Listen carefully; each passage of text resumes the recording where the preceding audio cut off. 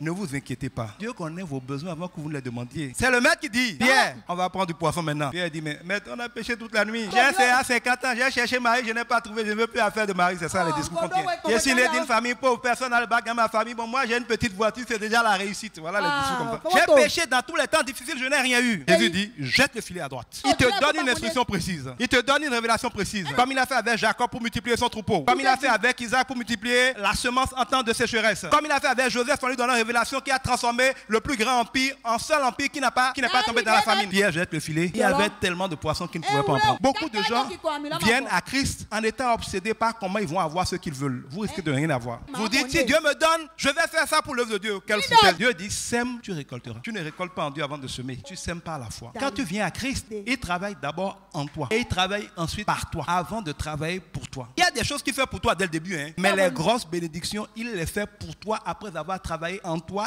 et par toi. Nous ne sommes pas chrétiens pour aller au ciel. Nous sommes chrétiens pour que, le laissant travailler en nous, il puisse nous utiliser pour travailler par nous et manifester sa gloire et que la récompense en soit ce qu'il fait pour nous et le ciel. Le monde nous ment et il n'y a pas pire manière de vivre que de faire ce qu'on n'a pas été créé pour faire. Nous créons souvent dans la vie des classes où on met un poisson, un aigle et un singe. La vie en général, c'est comme ça nous faisons. Et on veut donner des cours, on veut faire un programme pour former les trois pour que les trois réussissent. Le problème c'est quoi? Quand on sera en train de faire les cours de natation, le poisson sans effort, même en dormant, va être le champion. Parce que lui, il a été créé, configuré, tout en lui est fait pour être dans l'eau. Le singe sera le dernier de la classe de natation. On va l'insulter, tu n'es pas bon, fais des efforts, entraîne-toi un peu, fais ci, fais ça. Il peut faire n'importe quoi, il sera toujours le dernier de la classe de natation.